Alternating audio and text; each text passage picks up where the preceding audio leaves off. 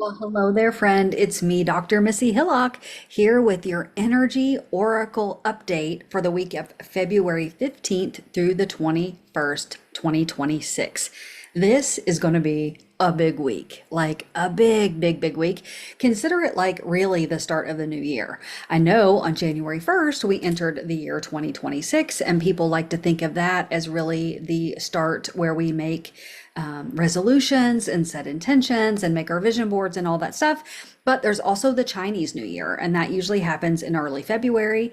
This year, it's happening on February 17th, so just a few days from now. And remember, we're going from the year of the wood snake, which was last year, into the year of the fire horse, which is double fire energy. This only happens like once every 60 years.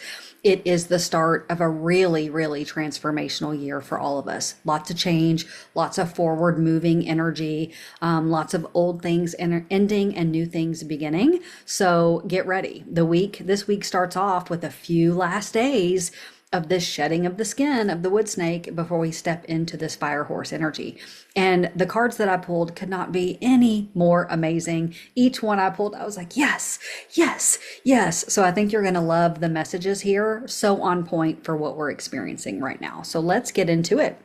The first deck I pulled from was Wisdom of the Oracle, my favorite deck by Colette Baron Reed, one of my all-time favorite decks for sure. The reason I chose that is because I know the energy, how big this week is in terms of the shift of the energy, and this deck just always comes through with the most accurate, profound messages for me, so I like to grab one from there. And I grabbed card number 10, Unfinished Symphony. And you notice the image there of a woman. She's kind of sitting on a moon or maybe an egg, maybe a planet, whatever it is. And there's this symphony, this song, part of which is in the future and part of which is in the past, right? And so she's right there teetering on it. For me, this could not be any more on point for where we are at the beginning of this week. It is a call for completion, for closure, for endings, for resolution. It is asking us to look at what are the things that are still left that really need to come together, that need to have a natural ending in order for us to move into this next stage of being. Think about it as the things that just don't go in the suitcase to go on this trip that we're taking. They don't fit, right? They're not the right style of clothing. You know, it's for a different climate, let's say. So this is really a call to look at those things in multiple areas of life. Maybe that's with your finances. Maybe there are some things within your business or things within investments that need to be tidied up, closed, cashed out, to be reinvested somewhere else. Maybe this is in a relationship where there is maybe a relationship ended and there isn't the closure that you need in order to move forward really emotionally beyond that relationship into what's coming for you. And maybe there's a conversation that needs to be had to bring something to a close, into an agreement, into a completion. Whatever that looks like for you, it could come in the form of health, finances, relationships, business, so on and so forth. But that's a call to look for the things that are looking to be completed as we step into this new phase. The second deck I pulled from was the Crystal Sound Healing Oracle by Geraldine Glass. This deck is fairly new to me, and the reason I got it, I was intrigued with the way that this deck can support you, because not only are there cards that we pull, which I'll show you in just a moment, but there are QR codes on the back of each card. And if you scan that and you open it up, it takes you to a 44-second sound bowl healing that will help facilitate the energy of the card. So I am linking that in the description here on this video and in communication from me in my emails about this reading so that you can benefit from that as well. So the card that I pulled was card number 7, which is the Platinum Goddess energy. The crystals are Larimar and rose quartz, and the message is our purity, safety, and bliss. I really love this as this middle card pulled in this reading related to this week that starts off still in this few days of completion and the shedding of the skin, moving into this new energy. And really, to me, the symbolism here, first of all, in the crystals, these are all very divine feminine, very healing, very nurturing types of energy. So it's taking in the energy of that type of vibration of those crystals, kind of that womb space, that creativity space, and allowing us to feel safe and secure and ready to leave those final things behind and have that courage to step into what's coming and what's new and what's unknown, which is, we know, can be very scary. And in doing that and taking that step, walking that bridge from old to new, we are stepping into the place of purity, of safety, and of bliss. So this is about feeling safe. Again, to make the change, to leave the old behind, to wrap up completions, to step forward into bliss, into joy, to open new doors, to have the energy to take on new projects, to have the time and space to meet new people and form new relationships, and to really bring in all the beautiful things we want to have. Because if we think of ourselves as this energetic vessel, like any vessel, there's only so much it can hold. So when we're holding energy of things that don't work for us, that we don't desire, that are old and outdated, we don't have any room to bring in the new good stuff.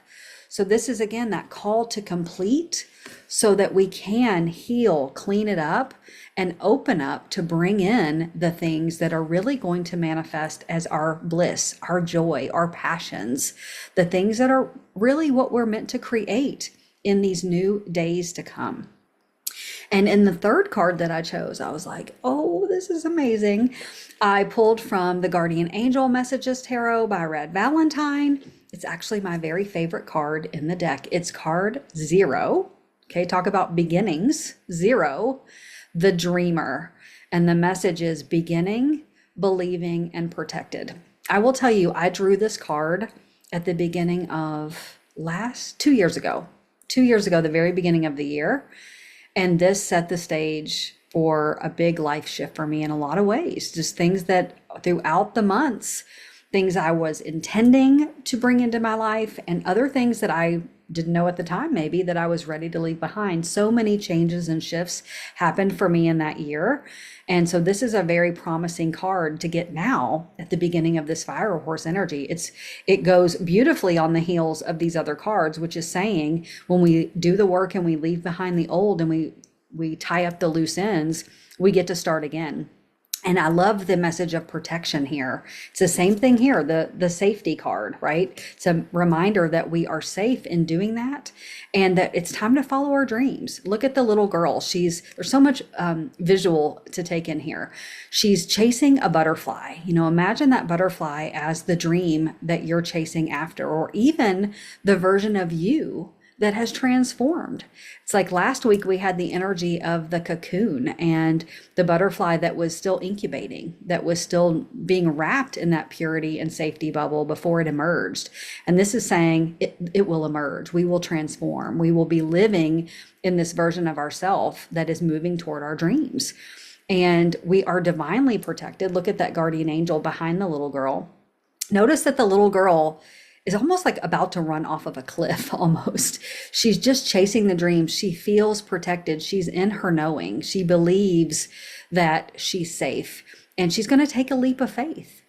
She knows that even if she stumbles, that she's going into an area where it's all happening for her. She is still protected. She has untethered herself from her backpack. She's dropped the things that aren't important, that are holding her back, and she's just following her joy and her bliss. And I can't think of a more beautiful invitation for all of us, not just at this time of this new Chinese zodiac year with this fire horse energy, but in the time that we see ourselves within our collective consciousness of humanity, with the earth, when there are so many reasons to look around and be discouraged, disheartened, to feel angry, to feel upset, to feel hurt, lost, frightened, confused. If it's dense, you name it, you can look around and see it. And this is a reminder that we can always start anew. We can always begin again. And when that happens, it's usually because there are things that don't work, that have to change so that we can go into this new phase. And I firmly believe that is where our society is heading. That's the reason for so much of what's happening in our greater world, with really big political events and wars and people fighting against one another, disagreements and old systems that are collapsing, is because we can't have this energy with this energy still sticking around. They are not harmonic with one another. So this is the vision to see where we are headed, both as a humanity, but also within. And how do we impact humanity? By doing this on our scale. Because if we all take ownership of our own energy and our own piece of the puzzle, we'll look around and the puzzle will be perfect. It will be gorgeous. It will be complete. We don't have to save the world. We can save the world by being our highest, greatest, most beautiful light and sharing our gifts and our talents and our heart with the world. So I hope this inspires you this week to begin the week still in contemplation, in reflection. Get out a journal, piece of paper, jot down the things that you know are the things that are still either dragging you down, keeping you connected to something old, things you want to bring to completion, that you can sense when that happens, it's going to free up so much more time and energy and resources for you to have the things you'd really like to have and experience the things you really want to experience. And then really energetically set your mind and your heart and your focus on creating and experiencing those things in your life. Look for the signs. There's a lot of signs and symbols in here too. Look for the reminders that you're on the path to having what you want. And I hope this serves you. I look forward to bringing you another beautiful message next week.